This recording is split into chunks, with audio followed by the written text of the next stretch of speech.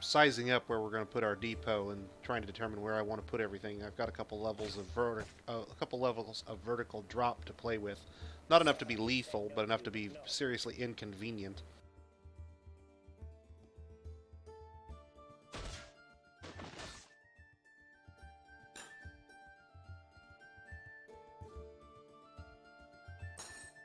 God, haven't they run out of arrows yet?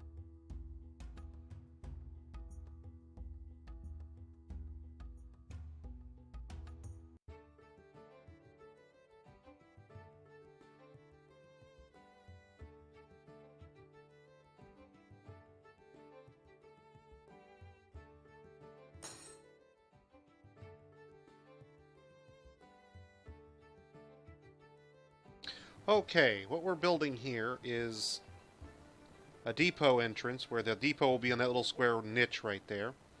And as they come up the ramp, this will be the entryway. And what we'll do is we'll set up a long curving corridor that's much, much longer than the narrow route through here. The wagons won't try to take the narrow route, even though it's shorter, because they can't fit. Meanwhile, we can set up checkpoint bridges in this area to prevent any foot traffic from coming in if it decides to, but primarily intruders will tend to take the shortest route, i.e. this little narrow path right there. Although it looks like that narrow path is going to be divvied up, what we'll do is we'll use hatches to cover across the channels like a bridge, and thereby bridge people onto that M-shaped pathway in the middle, where the M-shaped pathway will be full of weapon traps. And what we'll end up with is a narrow bridge that intruders will get onto and then be unable to leave. In fact, I need to modify this slightly because this isn't going to work as it is here, so bear with me.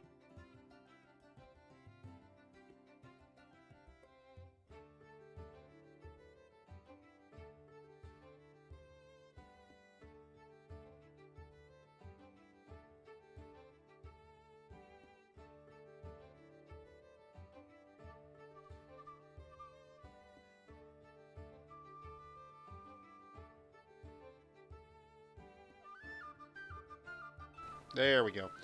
The upper area with that other square room up there will eventually become an archer platform.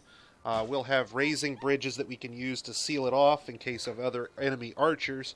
But if something gets onto the platforms and it's not an archer, we're going to shoot it full of holes over and over again until it falls off, either due to the weapon traps or due to dodging the bolts, whereupon it will fall down a hole that leads all the way down this many levels, so from negative 9 to -2, so a 7-level fall. Probably not enough to be lethal, but likely enough to cause multiple fractures.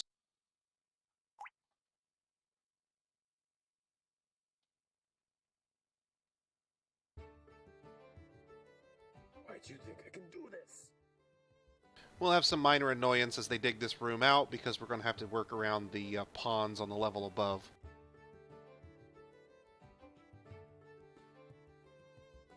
Notice our turkeys have started to grow up now. At this point we have a vast number of them. It's time to start butchering the males that we don't need.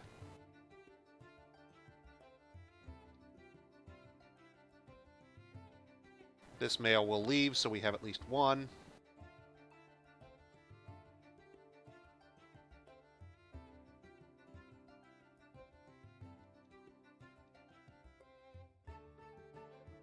That's a good start. That'll probably swamp our meat and bone processing areas pretty quickly. In fact, while we're on that subject, let's go ahead and talk about refuse stockpiles for the bones. As we've been going along, we've been accumulating a large quantity of bones, and we've just been leaving them in the butcher's shop. I mean, we've got pages of bones at this point. Things I haven't gotten rid of that are just sitting around in the butcher shop, making it cluttered over time. In order to avoid that problem, what we're going to get around it by doing is we're going to create a stockpile specifically for the storage of bones. Let's find a good spot for one here. Hey, here's a good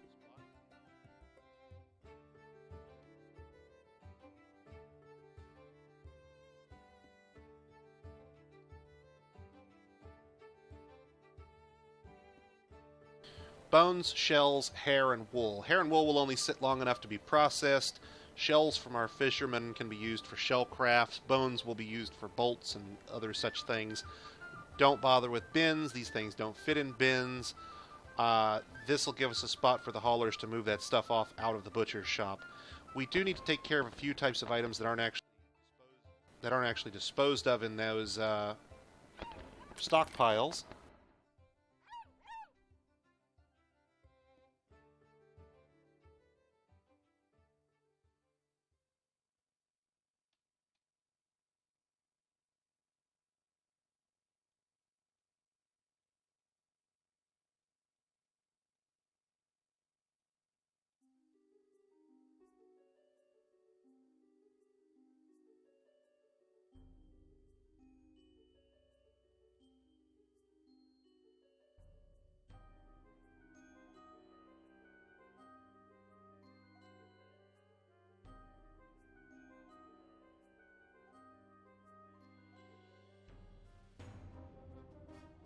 And that'll get us a stockpile of bones that we can deal with as we go. The mass slaughter of turkeys that we are about to embark on is going to leave us with a vast quantity of bones, fat, skin, and meat. Probably more bones than we'll ever know what to do with.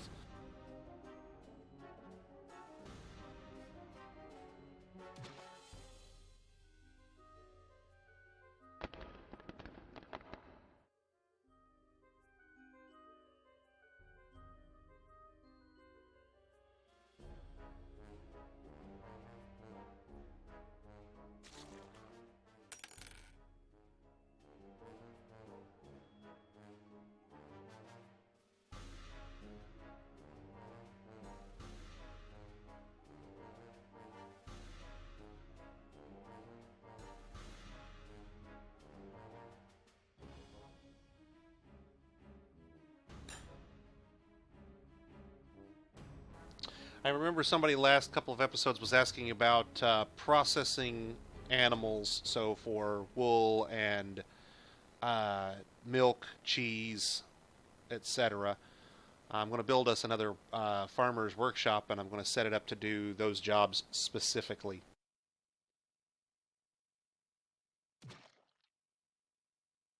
Ach, migrants. Dibs on the Thank pig God, more feeder. migrants. Oh, that didn't sound lecherous, did it?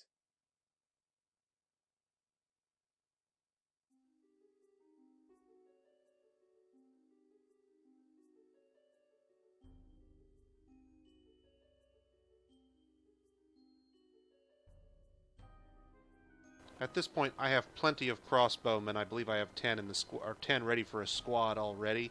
I'm not worried that one of these guys is a hunter. When he ditches his crossbow and quiver, somebody will be along momentarily to relieve it from the edge of the map. They'll pick it up and drag it back downstairs.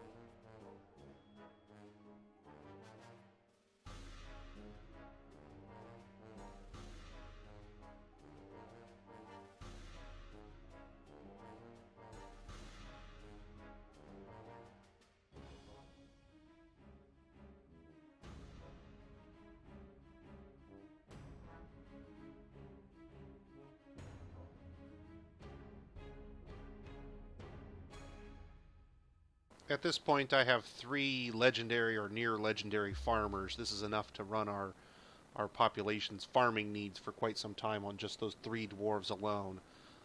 They are mass planting pretty much everything at this point just by themselves. They are managing to keep the farms planted.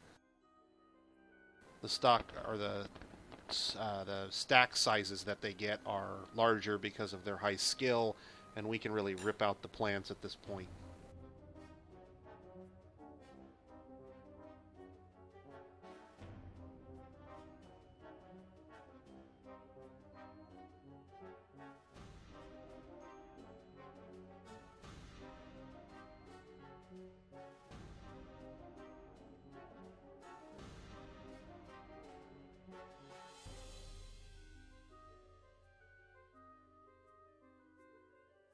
In fact, at this point, we're running out of seeds simply because we've planted them. They've all been converted into plants, but we haven't brewed them back down, for example, or processed them out.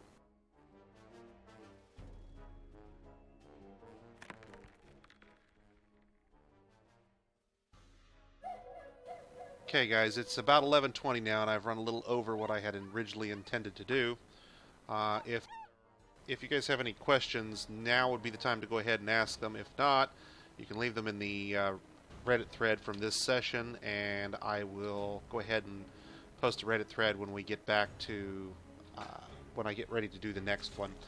This is our 3rd episode. I suspect after the 4th episode, I will start queuing these things up for export to YouTube. You should be able to catch the first 3 episodes on Twitch for another week or so before we have a problem where they start deleting the stuff from Twitch. That won't stop me from archiving them. I keep my copies local until I'm ready to export them out. Is there anything you guys want to see that I haven't covered yet? I know we really haven't done weapon traps because I really haven't built the weapons to go in them yet. We built cage traps, we've got war dogs on chains, we've got hospitals and soap. Let's take a look at our list here, see what we've missed. We did hospitals, wells, soap, military training, chain dogs, traps. We talked about the manager. We didn't really get to the justice system. That's going to be probably early in the next episode. We don't yet have a mayor, but that's going to happen shortly here, where we're going to have a mayor appointed for us if we don't. yeah, it wouldn't hurt to finish the danger room before I forget. I've already linked it up. I don't think I need to check and make sure that it works just to be sure, but at that point it's ready to go. Let me dump this rock so we can clean out the doors, and we should be ready to go.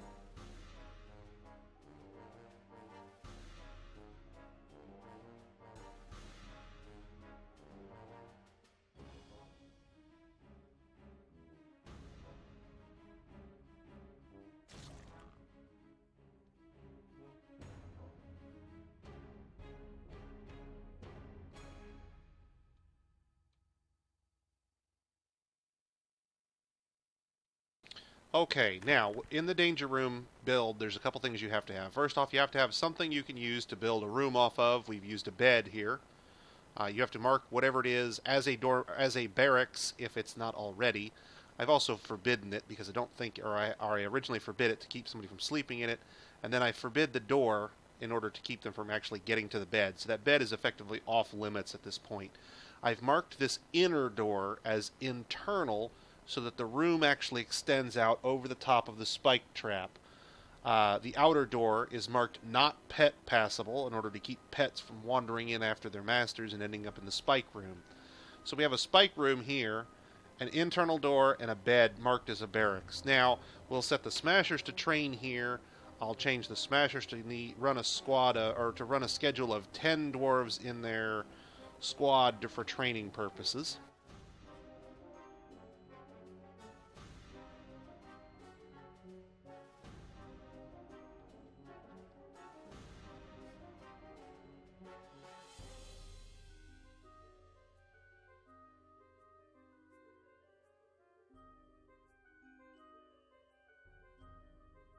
We've already linked this to the spike trap, so it's ready to go.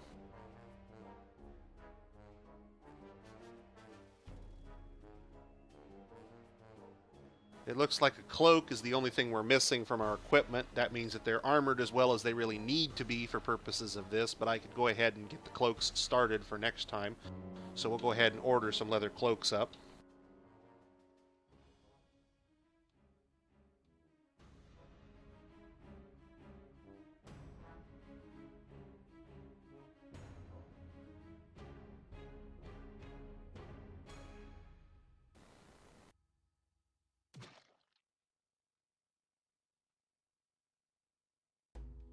Notice I'm turning the smashers off so they will all go train inside the danger room. That way we'll get them all in one spot at one time, and once they're all in the room, we will pull the lever. About 2, maybe 3 pulls is all it's really going to take to train them.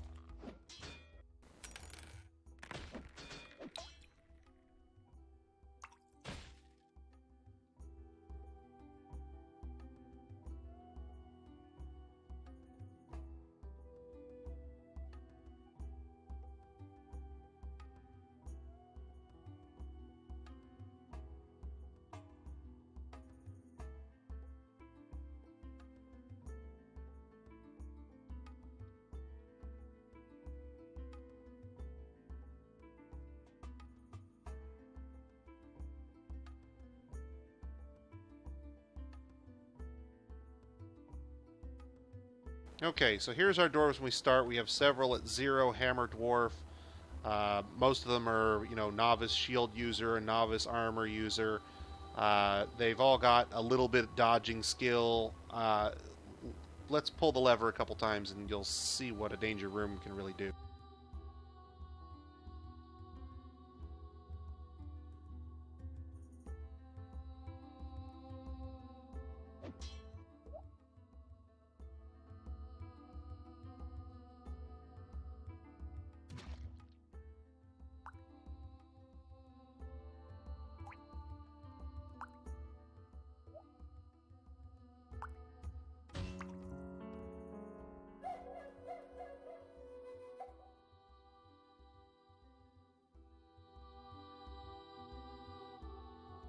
With just a few pulls of the lever, already some of these folks who were 0s are already at 1.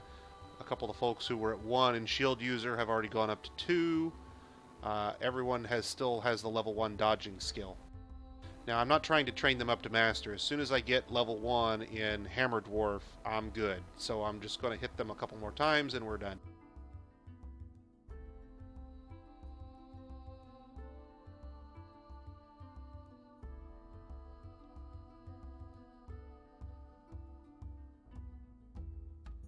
Just enough to give them a sort of a basic level competence. That's really all I'm after. Once they get to where they're not complaining about going on duty, I can leave them on duty all the time and just simply rotate what they're doing.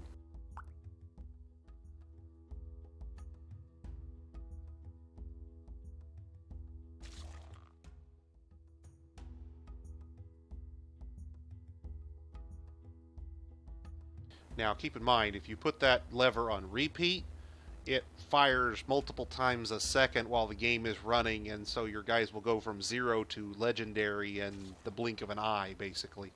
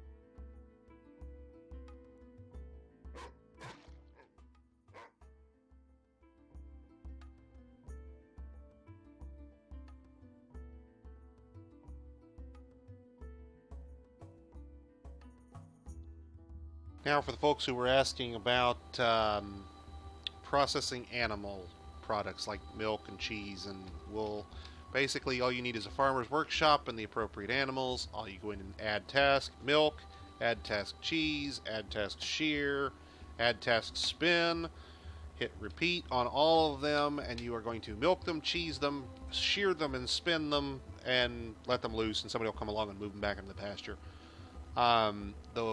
The the wool will get immediately spun into thread, which will go down in our cloth stockpile. The cheese will get produced into, or the milk will get produced into cheese, which will go and be produced directly into our food stockpile. I believe in order to do milking, you have to have a bucket. Everything else is pretty much fair game regardless.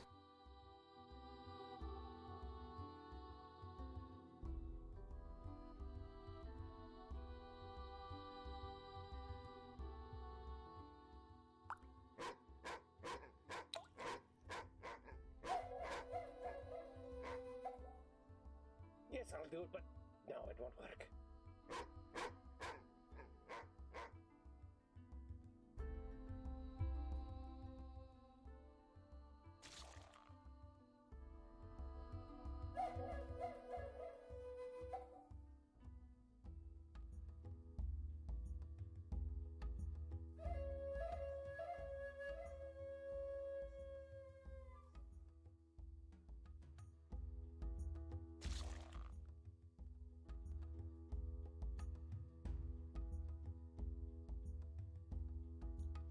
Okay, it's 11:30. I gotta call it, guys. I do have to work in the morning. If you have any questions that I haven't already covered, please feel free to go ahead and add them to the Reddit thread, or send me a message on Reddit, and we'll deal with that when we come to it. If you have anything you want to see that I haven't covered, by all means, don't forget to let me know about it. I will try and get the profiles, the customized professions exported to you guys. I'll stick them out on Google Drive, and then we'll get a post up about them in the Reddit thread for the next episode.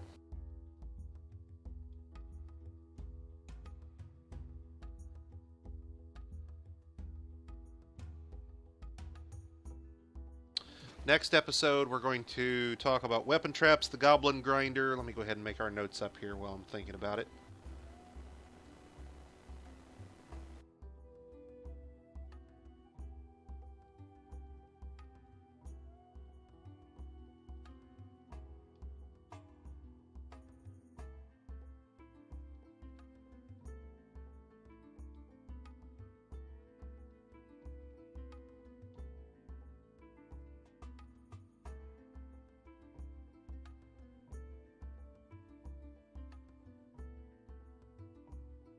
Trying to think what I'm forgetting here, because I know there was some other things we wanted to talk about, and I'm sure I've totally spaced whatever they were.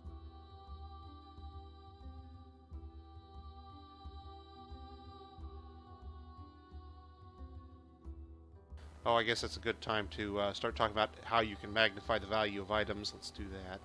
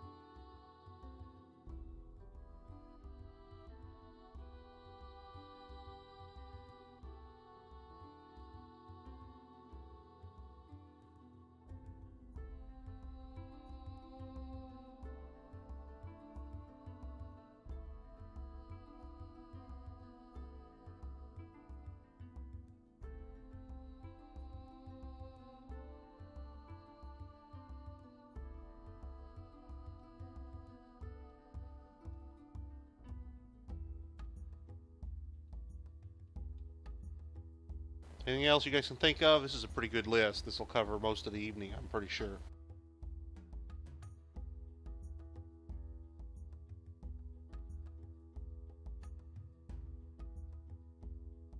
At this point, we're just down to the only things I can't really force, which is waiting for a siege or ambush to show up so we can properly defend ourselves a little bit. Oh, animal-powered watchtowers. I don't know that we'll actually get to that next pass, but I want to make sure I mention it.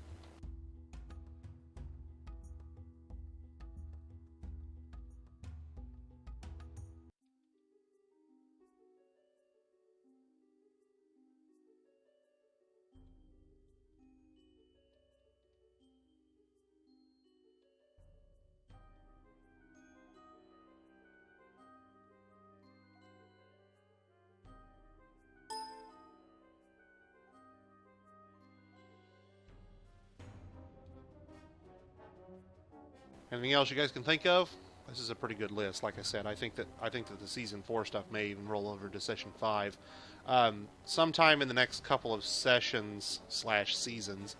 We're only in mid-spring of this year now. We've got to be seeing a siege soon, siege or an ambush soon. We've got a ton of value stashed away, so we're going to go ahead and... Oh, that's the other thing I need to make sure I do. I need to recruit more squads.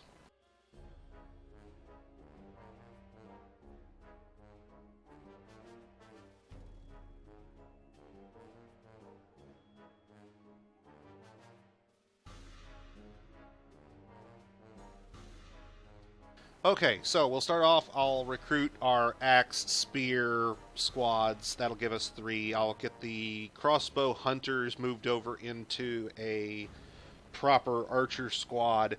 We'll discuss the justice system. I'll get a jail cell set up. We'll discuss the hammerer and how you can mitigate him. We'll discuss weapon traps, and I'll start working on the goblin grinder and archer pillbox. We'll cover archer training so they can be training while we're doing all of that. In fact, I'll move that up.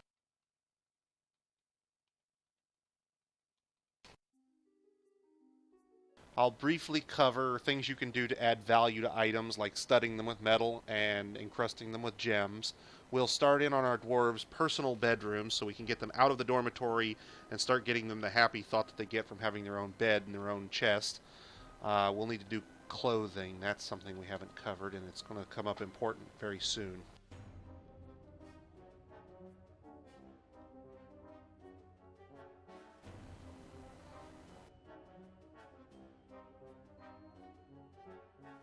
Advanced constructions like the setup for forcing a wildfire. When we get to that point, I'll probably engineer something manually, but that's not something I'm going to cover in the tutorial. We're definitely going to cover socks in the next session. I'm going to make shoes and not socks, but the effect is the same.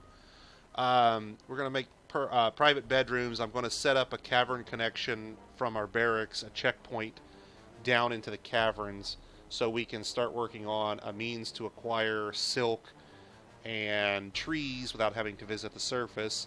At some point, we're going to need to talk about tree farms.